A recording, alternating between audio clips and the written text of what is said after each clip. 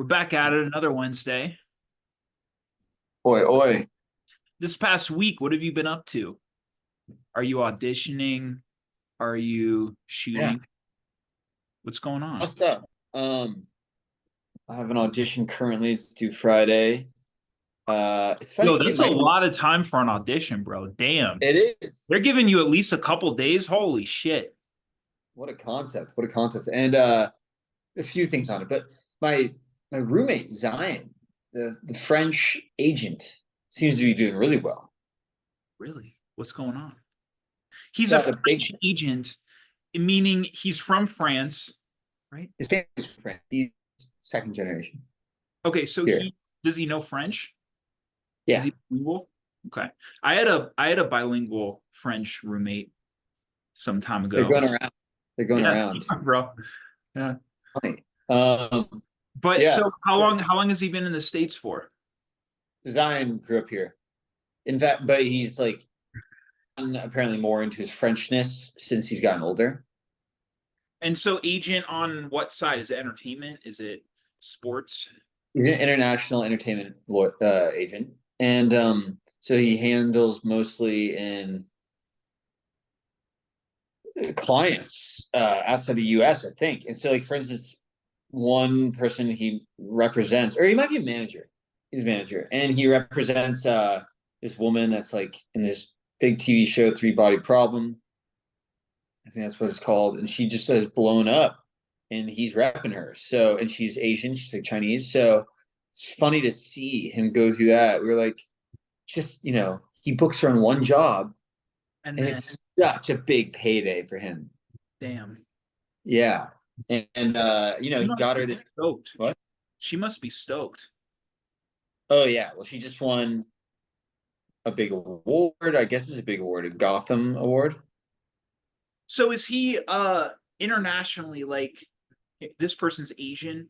I watch Korean drama sometimes. Sometimes I look up the talent in those shows and bro, their Instagram accounts are like stacked. Like we think our Oh, celebrities are like big or whatever. Bro, it's nothing compared. Nothing. These are like entire countries of people who are just following these people that I've never heard of unless I watch these K dramas. So there's a lot of talent so it sounds like you're picking up that Hollywood is the second biggest film market in the world behind Bollywood, of course. for sure. Uh, they got their entire continent, country of India, behind following those celebrities.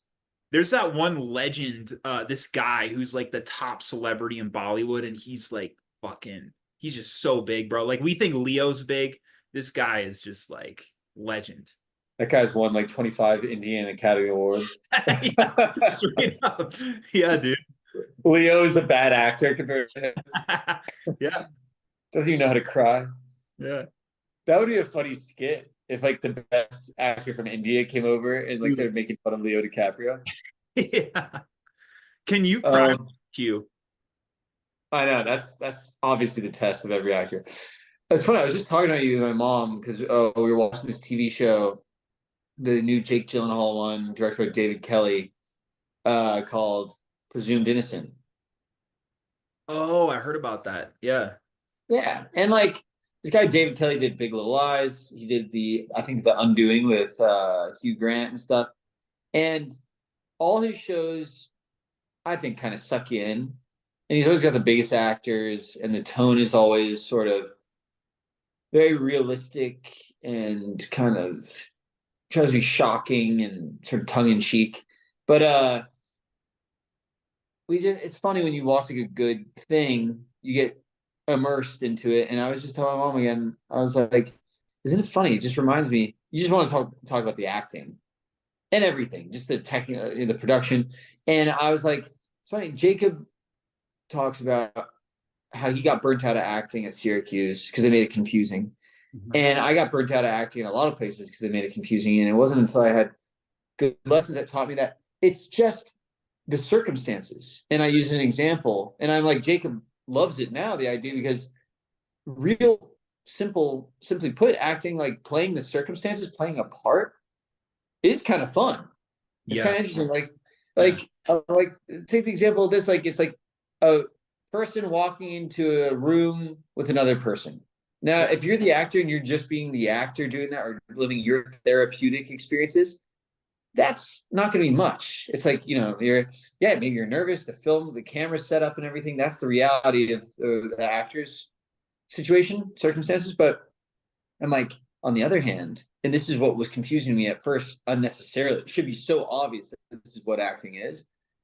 The context of the scene needs to be portrayed. So you as the actor need to bring in all that stuff. And how about this? I don't even care about technique. I'm just going to tell you to do an impression of, and this circumstance was, so you're not just a person entering a room with another person. You're a super high up criminal lawyer that is exhausted from this case that he's working on, where his best friend died, his love interest. He's walking into a room where his superior is there, and he has to confide in them. He's going off, and as an actor, whatever, director, everyone's trying to figure out how to portray to the best of their abilities this situation, and it's got to feel like it. The camera's got to pick it up, whatever.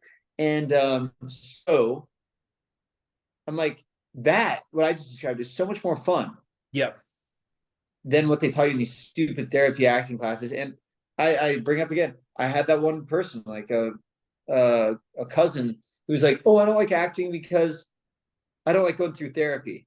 But what I just described with you, portraying a situation that's on the page, that's very specific and detailed and interesting, that's fun. That's interesting. Totally. I think it's just about feeling freed up that you can just do that, like that. I think that's one of the things that people get kind of locked up on, where it's like they get, when they stop thinking about the circumstance, which is literally all that fucking matters, then they start thinking about all this other shit, and then they get locked up, and then it's all artificial and fucked up. And it's like, bro, just what's the circumstance? Chill the fuck out. Like, and it's yeah, because if you play the circumstance, it's like, what would the character be thinking?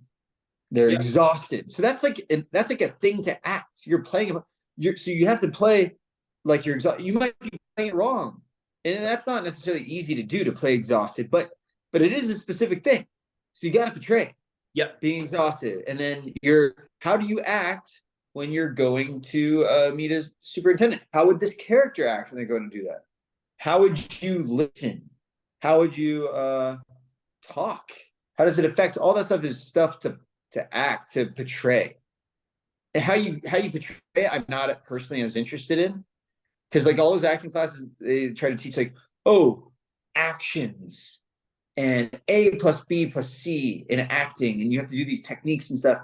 And I learned all those techniques. Yeah. And a lot of it I learned probably without really understanding just that you're portraying story, beginning, middle, end. Think what the character's thinking.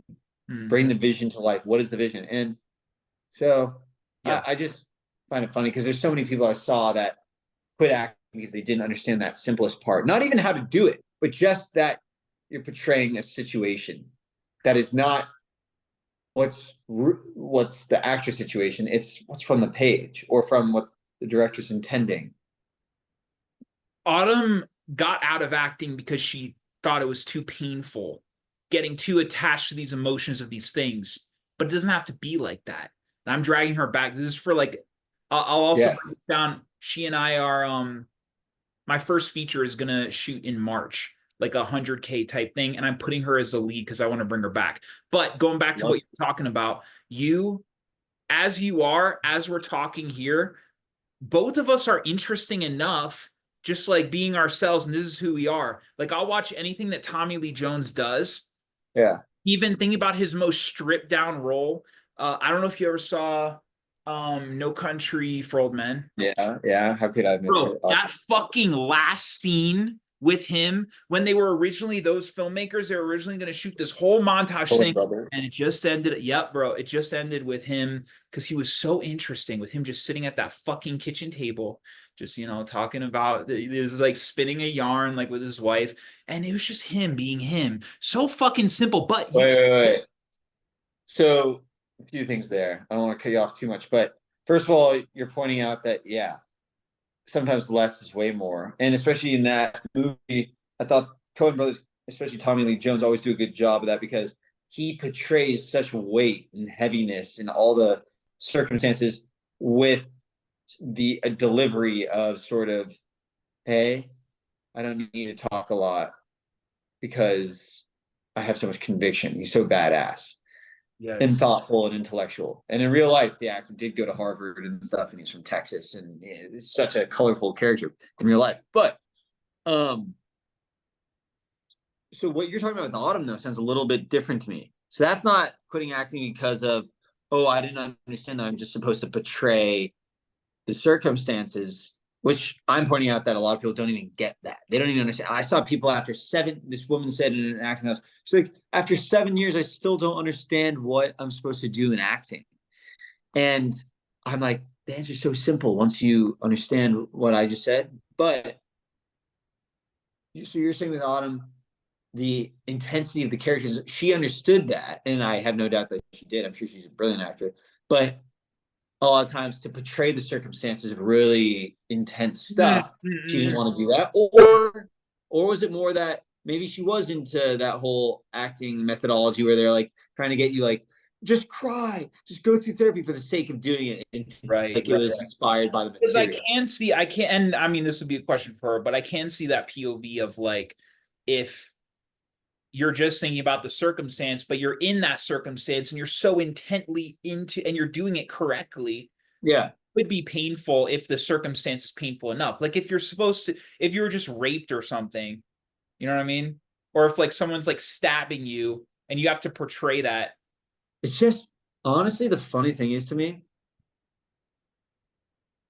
whenever and I heard very successful actors talk about British actor Rebecca Hall. I remember said this, and she's like in Woody Allen movies. She's the smartest actress, and she pointed out that if you're inspired by the circumstances and trying to portray even the worst ones, it kind of is epic to nail it. If you feel like, hey, you're going to a crazy place in order to serve the story and everything going there, there's nothing better than like going through those circumstances. And even though, hey, the camera guy right there, there's this and there's that. Yeah, it's tough, especially if you're on a soap opera and have to do it day in and day out for 20 years. But for like a movie and you're nailing it and you're with these big production, it's kind of awesome because it's not just self-masturbatory, it's for a purpose. But for a purpose. what I experienced in all the bad acting classes was people didn't know why they were being told by the teacher to scream. Mm-hmm. They weren't spending any, even Larry Moss, the biggest acting teachers, he didn't spend any time on story. Yo, he didn't. You're saying he didn't even talk about circumstance because I read his whole book and I forget. Was he about all the extra shit of just like frivolous?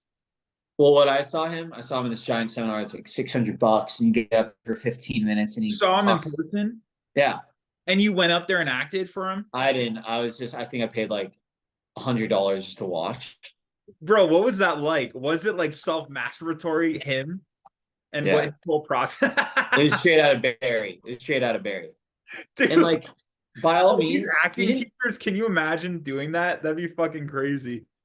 Well, I've had really good ones at this point, fortunately, but they weren't like this. He seemed nice enough. I'm sure he's fine and like knows a lot of celebrities, but he seemed affected. He had a scarf on, and he's talking about like, well, I mean, you have to open up and you have to do this and go over there and go over there. And it's supposed to be like wonderful. And it's just so like you're like, this is what people are paying for.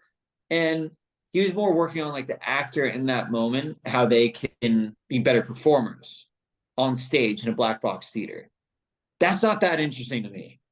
I'm like, nothing about this seems real. The actors are all very capable, but they're doing the wrong stuff. They're not being they're all working on their instrument and voices and stuff. I don't think that's the place to start.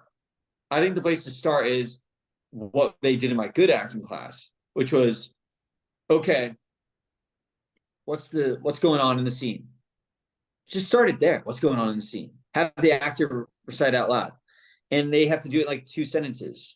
And then say, okay, what happened right before for the character? So that they're getting into the circumstances. Get into it and be like, okay, so you're saying that you hate him, but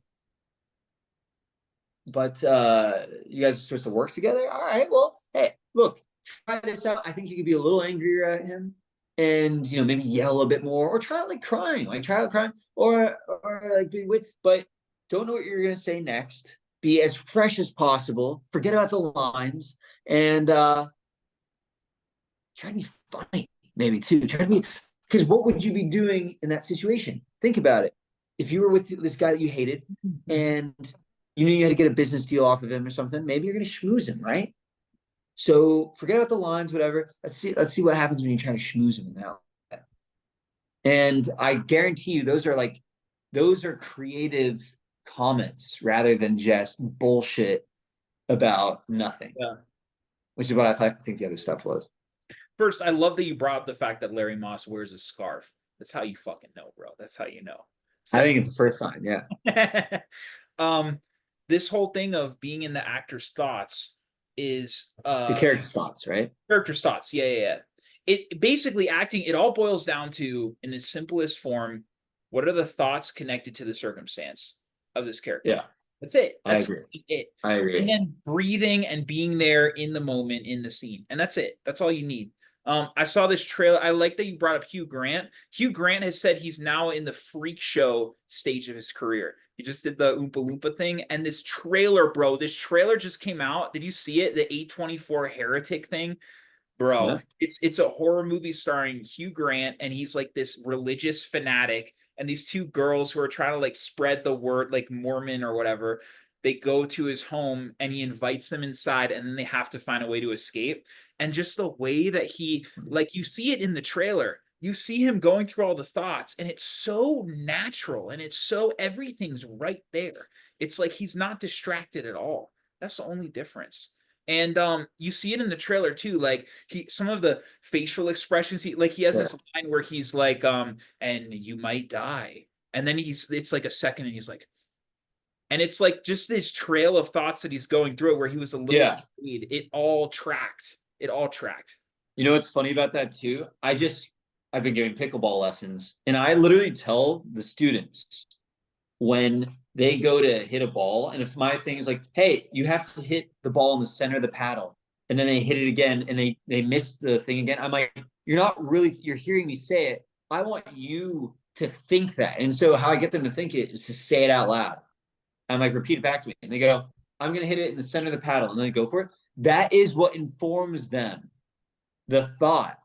And it's not that complicated. So, but what Hugh Grant does, as we've talked about, is he doesn't necessarily force the thoughts on the day of, but so how do you apply it? When he's going through the script, he tries to get into the mind of his character so that he can cover up his next line and write down some options for what he thinks the character would say, so that he's genuinely thinking without jumping to the line. Really? So he's trying to get into that. And then the day of, he tries a few different things. Hopefully he'll get a few takes or rehearsal, but he'll just hope that he's immersed enough in the script and the thinking the thoughts so that it could just come naturally. And then he just tries to not know what he's going to say next, which is like, okay, so now you memorize the lines. Now do an impression of not knowing what you're going to say next. You're just naturally thinking the thoughts and actually engaging with the other person. You could say something next, they could say something next, anything can happen, but how would that character act in that situation? Try to come from there. And he does that, but then a lot of times if there's a close-up on you, sometimes you have to force the thought because you as the actor recognize there's a reaction that the character would really have in that situation, that moment when it comes to you. And you're not saying anything, so it's like, well, you do have to portray on your face what they would be thinking. So just try to think it too. And even if it doesn't make sense to you as a human, if you think that thought, it'll usually come across on some level. I think Hugh Grant I think it's a luxury once you're at that level to where you're picking your projects, you have all this time to prep beforehand, you can go through all that work. But something like you have this audition on Friday, I don't know how much prep time you had for that Lifetime movie, but like it was a shit ton of lines. And so going through that process, what you just described, I think is the perfect process if anyone wanted to follow blueprint of how to get to it. But that what that takes, the amount of time that takes to fully memorize everything and then go line by line to think Yeah, thoughts, that's the way to nail it. But it's like it is. these young actors coming up, is there a shortcut that you would recommend of like, look, or is it just memorize the lines and then kind of do whatever you can on the day? It's a good question. And by the way, what we just described is the same thing you would do if you were singing a song, if you're like, you're a musician and you're performing and stuff. That's how you get into the song, get into the vision of the song. But I always Sounds weird too, but start. like also jujitsu too. Jujitsu is like everything is chess. The person moves a slight muscle thing, and you stay there and you keep the intention of, you're not like, oh fuck, like fuck this. You like Right. paddle of like, I'm gonna hit it in the center. Like no, like I'm gonna move this way. It's just all staying in the moment, staying. It's like your In the intention of what's the best for that situation. that's it. Yeah. Um, no, that teaches you a lot. Generally, for acting, I start off with just telling myself going this vision to life in the best possible way with the least path of resistance. So if something naturally just comes, that's it. I'm not gonna make myself do any technique because sometimes it just comes without thinking at all. So, and I want to give myself the permission to do that, which I didn't you always. But no, I recommend generally it depends what phase you're at, but if you memorize the lines and you sit with it for long enough, you get into the thoughts anyway. Or I've trained myself to start thinking like when you're memorizing the lines, first I read the scenes through. Like for this audition I have tomorrow, it's 2 scenes. You got to read it through like 2 or 3 times. It's like 6 pages, and then you start memorizing the lines. And by just acting it out as you're memorizing it and reading the stage direction, now you start to know what the scene's about, and then you start to understand, portray it, and see where one character's coming from, why they're. You got to always. Yeah, the obvious one is to ask why everything is there, but then you start to just figure out like in this scene for myself, it's a comedy, but we step outside, me and the other person from this party, and I tell him like, dude, I'm happy to leave. Let's go. And you know, it will inform how you say that if you know why he's saying that, the character. Mm. So it's like playing it. When they say make choices, the choices are influenced by the circumstances. And so, like, why did my character say, "Don't worry about it, man. I'm happy to leave"? And then the next thing he does is he hands the other guy a cigarette, and he was taking a puff. All that stuff is little aspects that could and I would have overlooked them at one point and not really know. But each little thing is informed by something. Mm. Good actors not only can do the broad strokes authentically with conviction and naturally, but they can also add the detail that comes from the source material or from real life. And the point is they make it the most interesting. Yeah. And then So what my recommendation is like sit with it, read it through, understand. I heard a great acting tip was like label the scene, title it yourself. Like what would your title you'd give to it be based on all the info you see, just so that you can like sum it up and get underneath it, and give it a beginning, a middle, and end. What is your character's story in that scene? Even if they say 3 things, even if they don't say anything at all, what are they thinking? What do they feel going into the scene?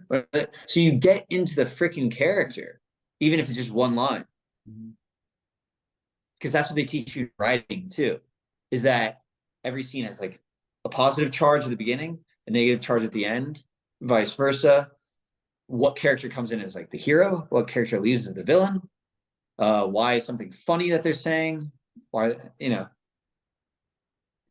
Yeah, that's really interesting. I think from a director's POV, if you do all that work, I mean, you just take the material and elevate it. That's what we all want. We all want Yeah. an actor who can come in and like they say a line in a twisted different way than what you originally thought, because anyone can kind of read it off the page and kind of go about it how it's, supposed to. But when you can make Maybe if they understand storytelling. I didn't used to know how to even read a screenplay at first. Even when I finished theater school, I'd only done no way. plays. I hadn't even, I was psyched out of screenplays. So actually, I give some people credit that. And by the way, when we did those auditions for Duke of the Valley, a lot of the comedy went, the guy that got the part was the person that understand our vision, understood exactly what we meant on the page and brought it to life. And it wasn't so easy, I don't think. I don't think it's so easy because to give that the honor and capture the richness of material is like it's not so easy. Yeah. No. Question.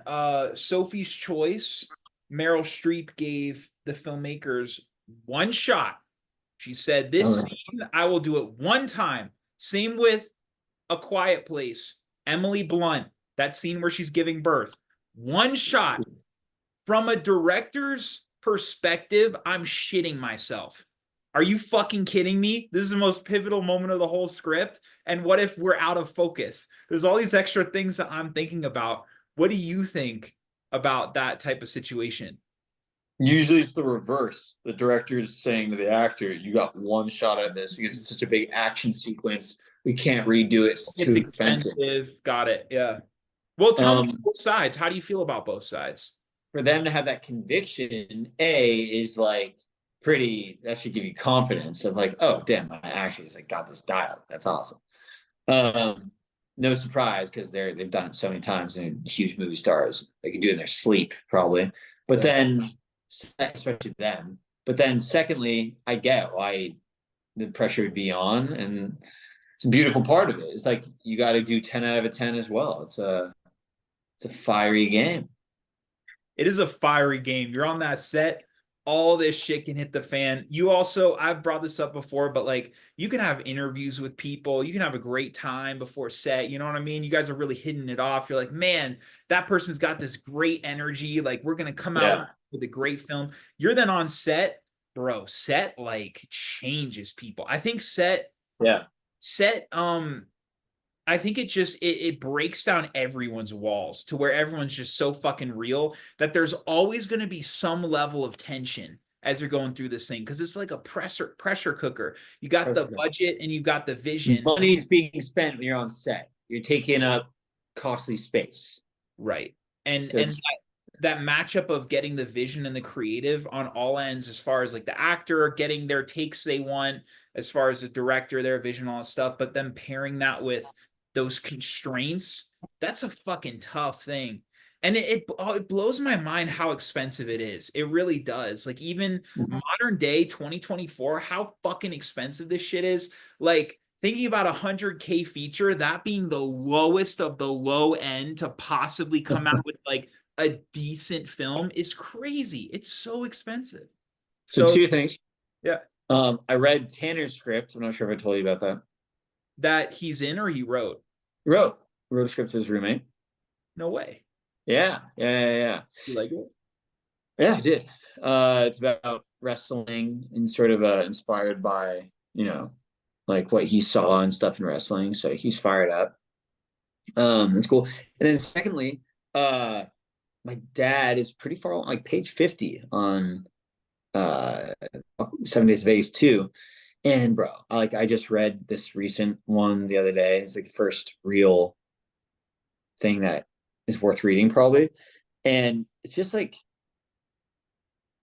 the cuts and stuff, and like how he's talking about one thing and then he shows it, and like the quick montages, it's just so good.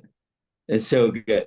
And I told him, I'm like, the difference between most stuff that I read, which is boring, and this is you glaze for one thing in this in a good script and you miss something. Everything's there for a reason. Right. You're like, oh shit, they're saying this. I thought that's what it meant, so I assumed. And then you're like, oh no, I was wrong. It's very specific. I have to go back now, and it's probably very funny too. Mhm. Is he usually good with like his first draft after like No, Okay, so it's kind of I mean, but this is his first draft though, right? Or has he been reworking Uh, years? a lot of the scenes he's already re-edited and Got it. re-edited. He's kind of, he scrambles. Yeah. But it's something. It's funny you say that. Like he keeps going out of his way to like ask and bring up. He's like, but I think first draft, you got to just get it on the page, right? It doesn't have to be good, Yeah, which I firmly believe that. Yeah, no bad ideas in the first draft, I agree. Yeah. right?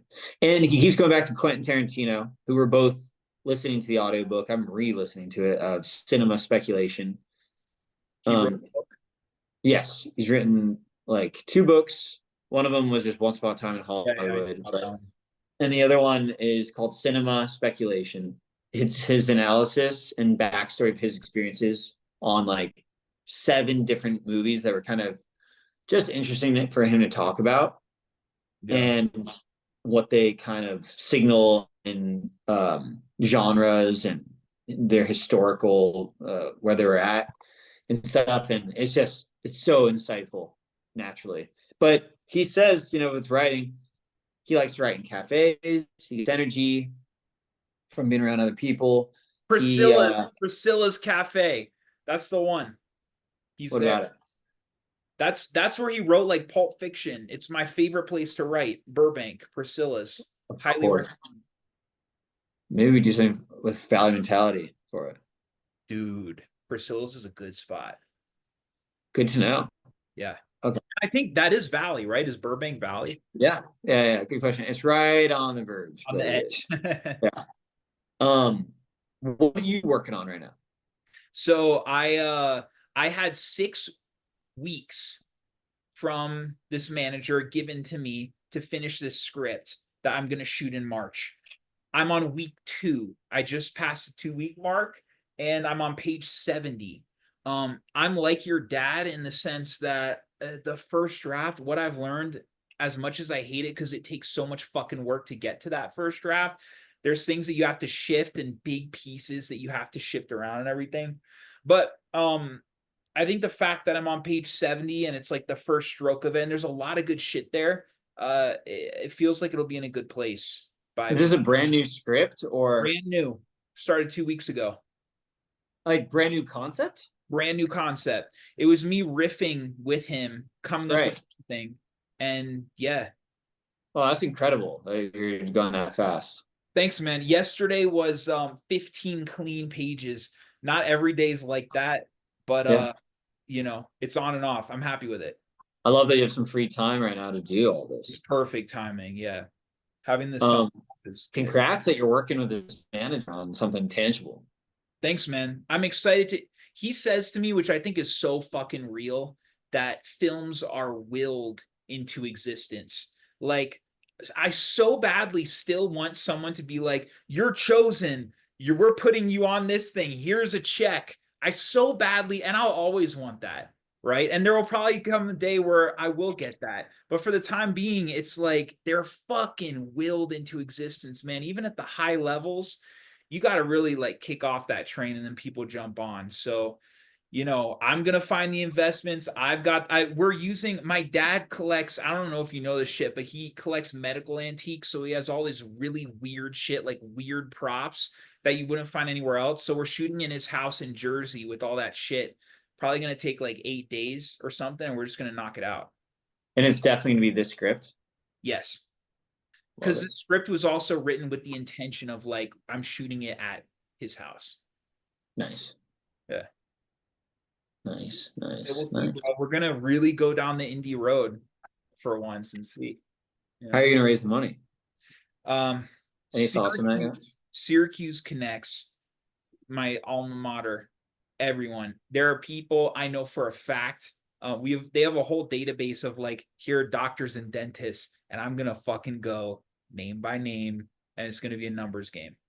Because there are people who are making a shit ton of money that they would put up like 10 grand for a little excitement. And maybe we'll make a profit too. I'm confident with the concept, so I've got a good feeling. You talk to the manager about that? Or? Um, not specifically what the strategy is, but I'll let him know in 4 weeks. Does he care what the strategy is for producing? Well, we're gonna see. I mean, I think so, bro. Like we're gonna see too, because when I give him the script, like I don't know if something else could potentially come from that side or not. It'll kind of depend. So you're leaving that open at this point, but you have some ideas. Exactly. So like the thing is, if I have to go down this indie way, I'm gonna do it. I'm going in with that intention.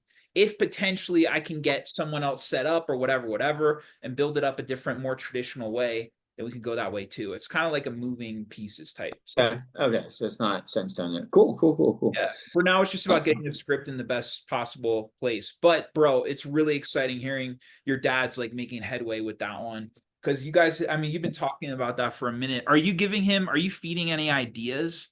Like, are you still doing that kind of back and forth, or is he kind of now taking it on? He's been taking it on for sure. I know I should be better about that. I mean, but I have a big part in it. That's all that matters, bro. The part is so good. And it's so funny.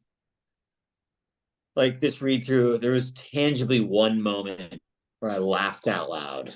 It was like the first, and then I had a few more after that. But like up until then, I was kind of like, oh, that's witty. And I wrote it down. I took notes, for him. But then when I got to the point where I LOL, it's with my Uncle Jimmy's character, of course. It's just like what a beautiful thing to be able to write for people that you already know, and you already like, the movie first one was already made, so you know that character, and it's just like sky's the limit. And like it's just so fucking funny. That movie is really big within the like gambling community specifically, or like poker community specifically. Like Yeah. it's really got a community around that film. So like Yeah. this second one coming out, it's exciting, man. I agree. I'm gonna have a big part in it, dude. I played an Italian man. That's wild, bro. Is your dad directing? I think he said him and my uncle are gonna direct it. You Yeah. sure you don't want that guy from the first? Yes, yeah, I'd bring back that real Imagine how character. shocked he would be if he got that call. Nothing's ever done. I mean, he's like a big actor again now. Oh, really? What's Oh, funny yeah. is I don't even know who it is. But Oh, dude. yeah, bro. That's crazy. No, yeah. I think the key for us, dude, I really want to figure out how to get to Barstool Sports, who championed it last time, said it was their top 10 movies. So I would love to figure out a way to get them to distribute it. I'm sure there's a way of doing that, Well, they just started a pickleball tour, Oh, Barstool Sports, dude, that's but just tough to get to them though. we'll just show up. Where's it happening? I know. I talked to someone that did show up to one of the tournaments, and he's a celebrity. Matt Manassi, he's a pickleball Yeah. player, coach to the stars. Like he had a Vanity Fair article written on him, and he said they were he wanted to like link up with them, and he said they're kind of like tough to wrangle in. Oh, damn. You guys will But fix that. Bro, ticker's going down. We're about to all close. right, my man, This one was packed with good shit, bro. This was a great pod. we got talking creatively. I love talking about it. All right, brother. See you next week. See you next week, man. Great talk. Bye.